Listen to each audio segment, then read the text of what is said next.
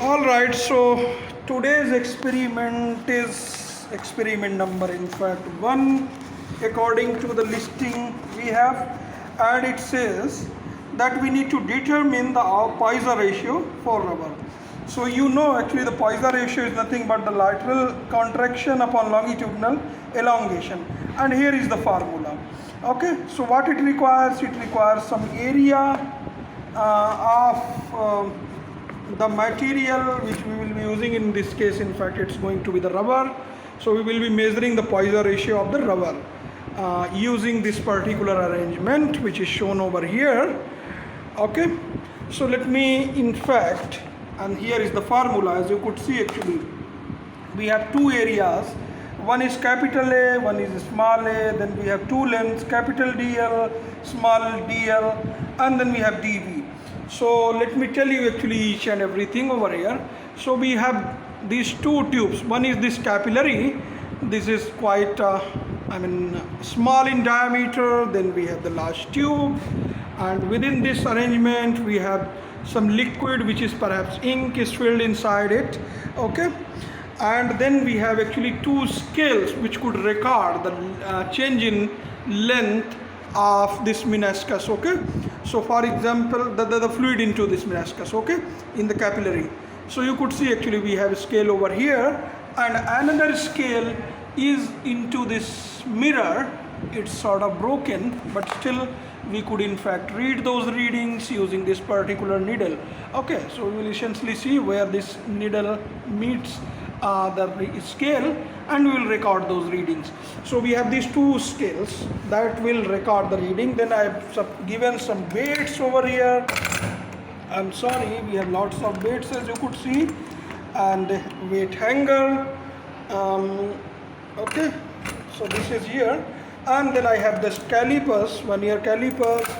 Then I'm given with this essentially the lens that will be used to read actually these scales over here. Okay, all right. Other than this, I am given actually this instrument called spectrograph over here.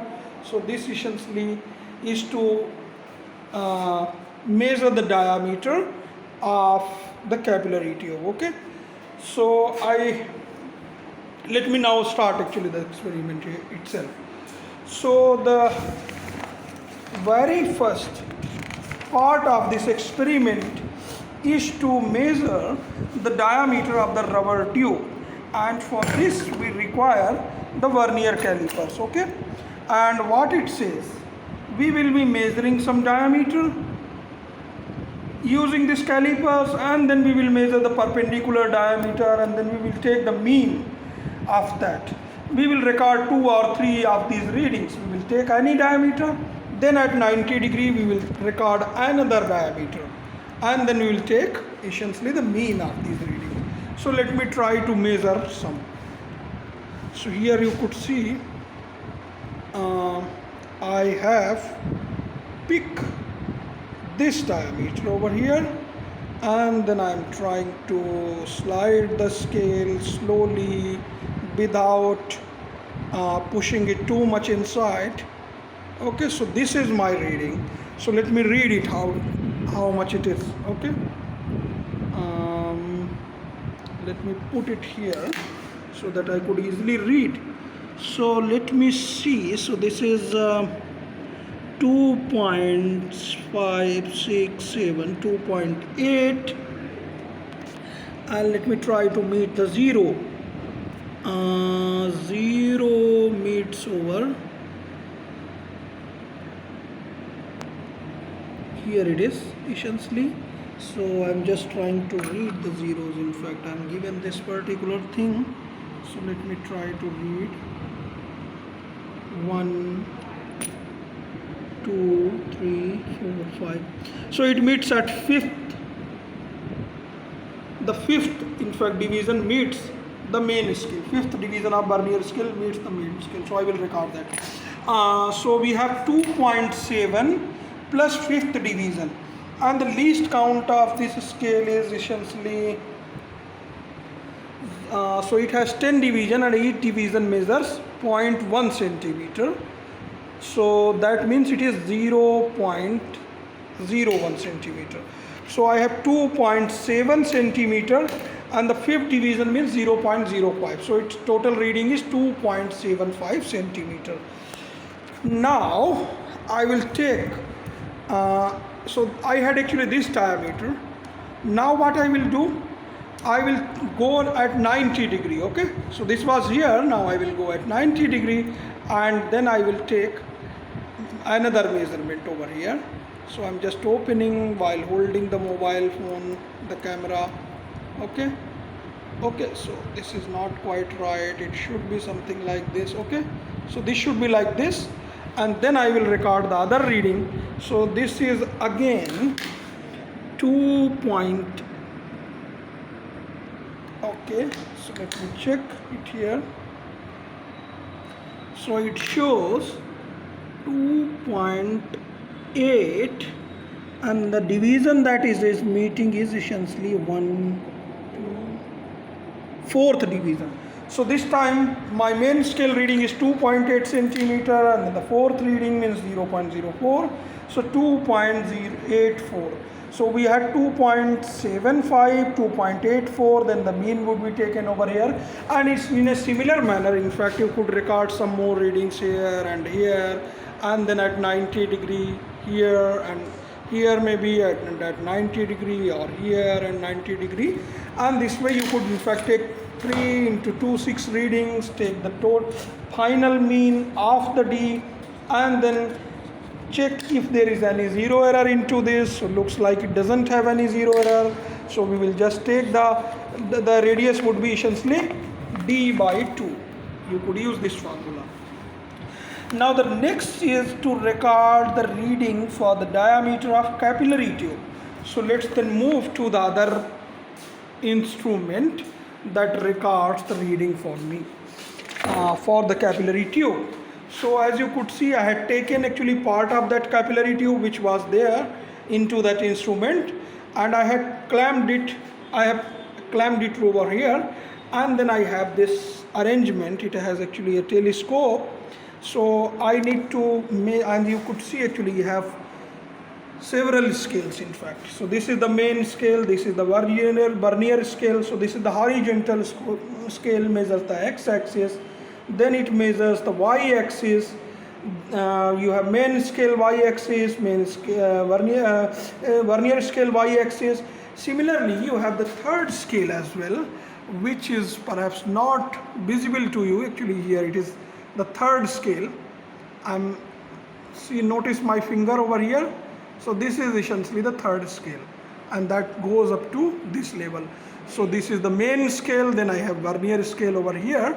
So I need to in fact record the readings using these scales. So what I need to do, in fact I need to read 2 diameters of this capillary tube which I had clamped it over here. Okay, so what I will do, I will record this diameter and then this diameter at 90 degree. So that means I need to use this particular scale and then the vertical scale. So how would I do that? I would use these adjusters, and with this I will slide these scales. As you could see, perhaps it is sliding. Okay, so first of all, I would be making this optical plane, so this capillary should be visible inside it. So I could clearly see actually the diameter, the capillary, cross section of the capillary into this using this telescope.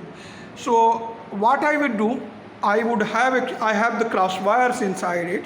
So I would put the cross wire of the capillary at one point on the circular cross section of the capillary. I will record those readings using this scale, horizontal scale. Okay. After recording that, I will move to the other side, essentially other side of that point on the circle itself, and I will read the other point. Okay, so that would be essentially the whole diameter. In a similar manner, this time I will essentially use this adjuster. So this is the vertical adjuster. So this time I will again move to the center. My crossbar would be essentially touching the center of the cross section of the capillary, and then I will move up or down and will pick a point there, okay, and then go to another point down. That would, and I will keep of course recording actually those two readings, and that would give me the perpendicular diameter. So as you could see, actually this table also says AB. So this is a diameter, maybe horizontal diameter, then the vertical diameter CD, then the mean. Similarly again over here also I will record 2 or 3 readings. So this way I will be able to measure the radius of both rubber tube as well as of the capillary. Now comes the actual part of the experiment. So for that we have this table 3. What it says, load on the hanger 0, 100, 200, 800. So essentially interval of 800, we are at interval of hundreds we are putting the weights, and then we are saying increasing load and decreasing load. So that means we need to take all the loads out of this hanger. So 0 load means the current situation. That means no load right now, and I will record actually the readings. So what are the readings? Reading on pointer P on scale S1. Okay, so pointer P on scale S1 is here. Okay, so this is my scale S1. I will be reading this. So this is at 0 load. You could see this reading is essentially, let me see how much it is. You cannot perhaps see it, but let me try to read that. So it says 1.8. So I will record that 1.8 over here, and obviously, yeah, in fact 1.8 over here. Then second is reading of the water meniscus. So you could see actually here I have some fluid. Okay, see it has gone up and down. So I had to in fact check the this reading without any load. So let's see how much reading this water meniscus tells, or fluid meniscus essentially. So looks like this is 1.62. So this is 1.62 over here. So I will put 1.62 over here. This was 1.8. Now I'm going to place my first weight. In fact, looks like the weights that I got are weights of 200 grams each. Okay, you could see in fact they are written over here, 200 gram, 200 gram, and in fact this is also 200 gram. So this interval is then going to be of 200 grams each. Okay, so let me just hang the first weight. So this is now 200 grams with this whole arrangement, hanger itself. So now I will record my new readings. So this is load increasing, right? We have load increasing. So we will be filling in fact these entries right now. So I will again read the pointer S1, some reading over here, and then this has also gone down, so I will record the other reading. So those readings will be filled here. Then I will increase another weight. Okay, so let me just increase the weight, or let me first take it out, increase the that's not actually the correct thing. I should just increase the weight without disturbing it much. So here is now second weight, so 400 gram. Again I will record the reading S1 of the rubber tube, reading of the water meniscus over here. Okay, so similarly I will keep increasing the weight, 600 grams for example. Now again the readings will be recorded for S1 and water meniscus, 800 grams and 1 kg, right? Finally, so this is the load increasing situation. The next time we have second columns for each of them, right? This says load decreasing. So lead decreasing for S1, load decreasing for the water meniscus. So I will now keep decreasing the weight. So right now it is obviously 1000 gram. So I will record the reading of 1000. So for example, now I had decreased by 200 grams. So now reading is for 800 gram. So I will put that 800 gram reading in front of the original 800 gram, but now it is of course the load decreasing thing. Okay, so again reading of pointer S1, reading of water meniscus, and similarly the 600 gram, similarly the reading for 400 grams. It shouldn't be in fact hanging like this, then 200 grams, and then finally without any weight again. So we will in fact keep filling this reading, these readings from bottom to up, because so this is the descending order of the weight. Okay, so this way we will complete the table, and then we need to take the differences of these load increasing. This will be y1 minus y1 prime, that will be d capital L. Similarly d small l will be x, the difference of water meniscus length. Okay, so you need to calculate all those things. This is all I had to supply in fact. Then you could do the calculation for the area, which is pi capital D. Capital D is the diameter of the rubber tube. Okay, so pi d square by 4, because d is essentially 2r, so we need to divide it by 4. Similarly, this is the area of the capillary tube. We need to in fact plot, right, L dl versus dl prime. That should be in fact a plot that is linear in fact and should be passing through the origin. Okay, so we need to take the slope of that from the graph paper, and then what we will do, Poisson ratio is just half minus bracket 1 minus area of the capillary upon area of the rubber tube times the slope. So essentially this is all you need to do, and then you need to check what is the standard value of the Poisson ratio for the rubber. Then using both of these things, the measurement and the standard value, you could in fact find the percentage error. So that would complete in fact your whole experiment, and after completing everything you could in fact submit at the classroom just like before. So thanks for now.